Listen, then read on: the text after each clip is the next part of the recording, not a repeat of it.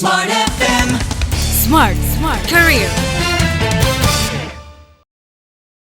Halo semua listeners, jumpa lagi bersama dengan saya William Darmawan. Kali ini dalam podcast Smart Career. Smart listeners, salah satu skill yang saat ini berkembang dan banyak digunakan oleh masyarakat adalah skill storytelling. Seperti apa skill ini? Kita akan berbincang dengan narasumber yang sangat luar biasa. Ada penutur cerita, pendongeng, dan penulis cerita anak. Ada Kak Muhammad Aryo Farid Zidni Eshum atau Kak Ayo. Halo Kak Ayo. Halo Kak Gimana Willy. kabarnya? Baik. Aku agak kaget loh. Biasanya Muhammad Aryo tuh nggak pakai Kak. Terus. Oke. Terima kasih loh. Nggak apa-apa ya, biar kita semakin terlihat muda ya. Setuju nggak sih? Boleh. Oke, Kak Ayo. Kak Ayo, kalau kita berbicara soal skill storytelling, nah seberapa penting sih skill ini di dalam dunia profesional dan apa kegunaannya di zaman digital ini? Sekarang itu yang luar biasa, ini jadi berkembang kemana-mana jadinya. Jadi beberapa waktu lalu bahkan sempat ada aku bikin pelatihan corporate storytelling. Jadi itu teman-teman profesional yang tidak ada hubungannya sama sekali dengan mendongeng atau bertutur cerita, tapi mereka membutuhkan skill bercerita di dalam bisnisnya. Dan sebenarnya bisnisnya itu nggak berhubungan dengan orang secara langsung, jadi bukan orang-orang marketing gitu loh. Jadi memang ya untuk B2B, untuk ketemu partner, untuk ketemu ngobrol dengan timnya gitu. Tapi mereka butuh skill itu. Jadi seru banget sih sekarang perkembangannya, itu luar biasa banget storytelling itu. Karena bisa masuk kemana-mana. Seperti dirimu sekarang. Oke, butuh bisa skill masuk storytelling. ke beragam industri ya? Banget bisa, dan tidak hanya industri ya, tapi beragam profesi yang mereka crafted banget, yang memang artisan gitu loh. Jadi mereka itu bisa ketemu orang dan mereka bisa menceritakan produknya, dan orang akan tertarik karena ceritanya, bukan karena aku lagi butuh produk ini nih gitu. Oke. Jadi alasan bercerita itu kemana-mana banget. Bisa ceritain nggak awal mulanya Kak Ayu itu mendongeng dan melatih skillnya tuh gimana ya sebagai seorang storyteller ya, bisa dikatakan seperti Ya itu? bisa jadi storyteller sekarang, karena itu memang sudah jadi full time Job. activity. Karena masih tetap ada yang job, masih tetap ada yang hobi. Jadi kalau aku suka, aku mau bantu, aku akan lakuin gitu. Jadi nggak semuanya jadi job. Tapi memang awalnya bahkan dari situ, dari social activity yang dilakukan waktu zaman kuliah dulu. Jadi dulu itu dosenku yang menawarkan mau bantuin gak aku ada proyek sosial nih ke rumah sakit buat anak-anak yang lagi berjuang sama kanker dan tumor gitu kan. Nah, itu kayak tiba-tiba, oh apa nih, kok kayaknya seru nih, boleh dong gitu. Akhirnya terjunlah, ikut gitu kan. Jadi hari Minggu kita ke RSCM. Nah dari situlah mulai penasaran gitu loh, kok ini jadi seru ya. Mereka kok bisa menerima cerita dengan menyenangkan banget gitu, dan mereka appreciate banget terhadap cerita itu. Aku nggak bawa apa-apa, nggak bawa hadiah, nggak bawa alat bantu apa-apa. Nah dari situlah mulai mencari tahu lebih banyak, belajar lebih banyak, bikin penelitian juga, skripsiku juga waktu itu tentang itu gitu. Akhirnya teruslah berkembang gitu. Dan berarti waktu itu karena ketidaksengajaan atau memang sudah ada ketertarikan untuk menjadi pendongeng gitu ya? Melatihnya gimana tuh? Sebenarnya ketertarikan jadi pendongeng sih nggak ada, belum ada. Waktu itu, nah aku baru taunya bertahun-tahun kemudian sebenarnya. Kenapa aku jadi senang nih terjebak di dalam dunia anak-anak nih, dunia cerita. Nah pada saat itu tuh ingetnya kita lagi, aku sama beberapa teman-teman itu kita lagi bahas tentang buku cerita anak, buku cerita anak zaman dulu. Kemudian ketemu dengan buku-buku anak lama, ada majalah anak Bobo gitu kan. Kemudian ada Trigan, ada Storm, ada Aratmaya, dan ada macam-macam komik-komik zaman dulu seperti Tintin, Asterix juga. Dari situ, oh iya dulu itu bapak sama ibu itu ngomongin tentang cerita anak itu sebenarnya tidak pernah, tapi selalu menyediakan cerita anak di rumah. Buku-buku anak tuh selalu banyak banget. Oke. Dan kayaknya dari zaman itu berkenalan dengan banyak cerita anak, dan apalagi itu adalah cerita-cerita klasik yang sampai sekarang tuh orang masih cari dan masih baca. Nah, akhirnya jadi keterusan nih. Seneng banget sama dunia cerita gitu. Sampai akhirnya ya itu bergelut di dunia storytelling itu gitu. Oke. Ada indikasi nggak sih seseorang itu mahir storytelling gitu ya? Apa kalau misalnya dia cerita orang-orang langsung terhipnotis gitu? Itu sebenarnya itu adalah skill. Jadi sesuatu yang Skill. mudah sekali untuk dipelajari. Dan butuh konsistensi tentunya. Jadi asal kita sudah tahu objektifnya apa, atau kita udah set goals-nya mau kemana, skillnya itu akan lebih mudah dipelajari karena willingness to learn-nya itu akan selalu ada.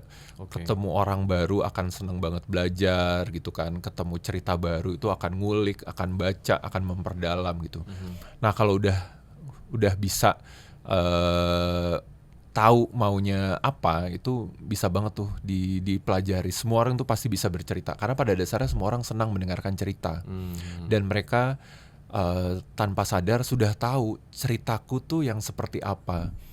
Jadi sama kayak baca buku kan, ke Gramedia terus tiba-tiba aku suka nih jenis cerita yang kayak gini gitu. Atau mau nonton film terus tiba-tiba udah tahu aku kayaknya sukanya nonton yang kayak gini deh gitu. Jadi sebenarnya setiap orang tuh sudah tahu mereka senangnya dengan cerita apa gitu. Jadi ketika mereka mau belajar bercerita bisa mulai dari situ. Set storiesnya itu yang kayak gitu tuh tipenya gitu. Dan itu sesuatu yang bisa dipelajari sebenarnya. Bisa dipelajari dan skill ya, makanya Skill, betul. kemampuan itu dan diasah, Betul. latihan-latihan gitu. Nah, melatihnya agar kita bisa bercerita di depan orang banyak itu gimana? Karena kan beda ya kalau kita kayak ngobrol berdua gini. Kalau di depan orang banyak kan di depan panggung, kemudian di depan anak-anak, bahkan juga banyak orang tua gitu. Melatihnya gimana? Skill basic kalau buat storytelling itu udah pasti adalah komunikasi. Jadi kemampuan komunikasi itu berperan besar sekali untuk membangun kemampuan utama dari si storyteller ini. Nah, ini akan mulai dari situ dulu nih. Gimana kita berbicara, gimana kita berhadapan dengan orang gitu kan. Nah, dari situ baru akan specifically masuk ke ceritanya. Si storyteller ini dia harus mengenal cerita, kemudian flow ceritanya itu seperti apa gitu, termasuk story structure yang harus dia pahami untuk membuat cerita itu akan lebih kena gitu. Atau kalau di dalam dunia storytelling itu ada namanya story hook. Dia harus tahu story hook dari setiap set cerita yang dia punya itu di mana. Nah, itu dia bisa pakai di depan, dia bisa pakai di tengah, atau dia pakai di ending. Nah, sebenarnya sesederhana itu sih, itu aja. Sisanya itu dia butuh trial aja, coba dan coba. Iya. Dan latihan cuma bisa praktek langsung. Gitu, nggak bisa yang di depan cermin latihan sendiri, kemudian dia review videonya gitu. Nah, itu yang akan susah. Tapi dia harus latihan langsung. Jadi makanya ada banyak tumbuh komunitas, banyak teman-teman yang mau belajar storytelling dengan serius itu masuk ke komunitas karena dia akan belajar banyak, punya peer groups yang akan support dia, dan di situ ada ruang untuk belajar kan, gitu. Komunitas tuh mereka akan bikin acara-acara yang open to public dan di situ dia bisa mengasah kemampuannya gitu, saling support tuh di situ, gitu. Itu yang seru sih. Ya, menarik perhatian orang gitu ya ketika sebuah acara dilakukan di publik itu kan ramai ya, kadang-kadang ada distraksi, kemudian juga anak-anak juga kan biasanya Wah, ya kejutannya suaranya banyak juga, banget. kejutannya banyak dan senang bermain gitu ya. Untuk menarik perhatian mereka itu kuncinya gimana? Asal kita bisa membangun suasana yang tepat dari awal dan kita tahu kondisinya, sebenarnya siapapun tuh bisa. Karena aku ada kegiatan mendongeng untuk anak-anak, ada kegiatan mendongeng untuk orang dewasa juga. Jadi kita ada acara rutin juga termasuk untuk orang dewasa. Jadi ada dongeng untuk dewasa. Oh, ada. Tuh, ada. Dan itu ramai juga gitu. Nggak cuma dengan anak-anak. buat orang dewasa tuh pun itu perlu ada pengkondisian gitu. Nah, caranya untuk menarik perhatian ya pasti tentu satu dari pilihan ceritanya itu sudah harus dipersiapkan dengan baik. Storyteller yang baik dia punya banyak reference, punya banyak cerita. Sama kayak penyanyi, kita punya repertoire juga, story repertoire juga itu harus disiapin. Kalau mau pentas dia harus nyiapin banyak pilihan cerita. Jadi kalau di awal tampil nih gitu, wah kayak ini agak serius semua nih gitu, orang dewasanya nih, oke, aku siapin cerita yang ini gitu. Tapi ketika mau pembukaan di awal, serunya storytelling itu kita bisa interaksi dulu di awal. Gitu. Jadi bukan kayak pementasan teater atau drama gitu kan yang harus mulai gitu, dan ketika itu udah mulai harus sampai selesai skrip. Tapi kalau storytelling itu kita bisa pembukaan dulu di awal gitu kan. Bisa Itu, mancing-mancing dulu. mancing dulu. Itu sebenarnya untuk cari tahu. Itu pengondisian awal juga, tapi responnya itu kita olah. Oke, ini kayaknya bisa masuk nih cerita ini. Jadi as a bridge to the real story gitu. Tapi kalau misal kayaknya nggak masuk nih topik yang ini, bisa langsung switch ke cerita yang lain gitu. Makanya nyiapin banyak cerita.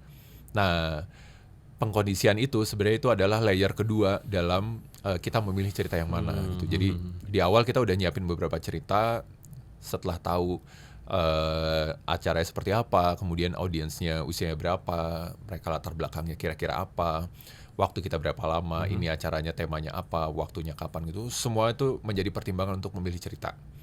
Itu baru kemudian pilih cerita. Layer keduanya itu ya dari conditioning awal itu, interaksi di awal, baru ketahuan kayaknya cerita ini nih gitu. Tapi kalau di dalam berjalannya cerita ternyata kok kayaknya responnya nggak bagus nih, karena cerita itu kan nggak harus lucu. Cerita itu bisa menegangkan, bisa menyeramkan, bisa ada twisted tales yang at the end tuh kayak membuat orang tuh iya juga, wah bener nih gitu, yang ada wow momennya atau inspiring spark story-nya di akhir gitu. Nah, kalau misalnya di tengah-tengah kayak nggak oke, itu bisa diselesaikan cepat, kemudian jump in ke cerita yang lain lagi. Gitu. Jadi stok cerita harus banyak. Harus banyak banget gitu, harus banyak banget. Makanya baru modalnya tahu. sebenarnya komunikasi sama banyak-banyak baca buku atau mendengarkan cerita. Itu karena dua ini pasti kepake banget. Oke. Nah, gimana caranya supaya nggak oversharing gitu di panggung sehingga mungkin penonton ya lebih tepatnya itu tidak merasa boring dan akhirnya mengikuti terus gitu ya. Ini ada nggak tipsnya? Kalau aku sih sesederhana don't push your luck. Jadi nggak usah maksain diri deh gitu. Nah, serunya mendongeng itu adalah part interaktifnya. Part interaktifnya itu bisa berjalan di awal, sepanjang cerita, dan di akhir. Nah, di awal kalau misalnya kita conditioning interaksi di awal, ngobrol-ngobrol, ternyata kita bisa dapetin nih, grab their attention gitu, terus kemudian bisa masuk nih ceritanya. Coba terus. Tapi berjalannya cerita, interaksi itu terus berjalan gitu. Kita menantikan celutukan-celutukan kecil atau bahasa nonverbal mereka deh gitu. Semakin mereka ke depan, ya posisi badannya semakin mendekat ke arah kita gitu, atau ada bertopang dagu itu menganalisa gitu. Jadi bahasa-bahasa tubuh yang nyimak nih. Mayoritas masih nyimak. Terusin ceritanya. Tapi kalau nggak usah dipaksain, udah di cut the story gitu, kemudian masuk ke cerita yang lain, atau ya udah totally end the session gitu loh. Itu pun nggak apa-apa gitu. Karena ya itu, kadang kita nggak bisa memuaskan banyak orang, kadang cerita yang kita punya belum tempat sama orang itu, tapi ya kita harus menyelesaikan cerita itu, meskipun itu harus dipendekin banget gitu. Nah, itu bisa terjadi dan itu yang harus dilakukan. Tapi kalau misalnya lagi berhasil, ya udah jalan terus aja. Itu responnya bagus semua, kontak matanya hidup gitu kan. Kemudian mereka boleh lo nanya. Jadi kalau dongeng dewasa itu sama anak-anak sih. Kalau anak-anak itu nggak usah ditanyain lah gitu. Mereka akan bisa, jadi itu kenapa begitu? Itu kenapa begitu? Itu mereka bisa banget nanya. Dan itu kita bisa merespon itu dan bisa memasukkan itu semua ke dalam cerita. Jadi bisa ngidupin lagi pengalamannya gitu. Pengalaman kita semua mendengarkan. Tapi orang dewasa itu juga bisa kayak gitu. Nah, makanya itu jadi salah satu indikator sebenarnya dalam storytelling yang membuat storytelling itu jadi lebih hidup. Gitu. Dan itu yang kepake di bidang-bidang yang lain. Jadi kalau misal you sell Presentasi something, gitu ya. you present something sambil pakai metode storytelling, kemudian banyak komen, Langsung banyak respon. goal, ya. Nah, itu kan wah dapet nih. Dapet. Karena perhatiannya dapet. Makanya ilmu storytelling ini bermanfaat ya untuk Bener. semua bidang dan keterampilan ini sebetulnya bisa diasah. Betul, Sukses betul. ya Kak Terima kasih. Ayu atas karirnya, mendongengnya Amin. juga, dan tentunya bisa menginspirasi smart listener semua. Smart listener, demikian perbincangan kami dengan Kak Ayo. Semoga ini menginspirasi Anda. Jangan lupa untuk subscribe channel YouTube Smart FM. Saya William Darmawan, sampai jumpa. Smart FM. Smart Career. Make your future better.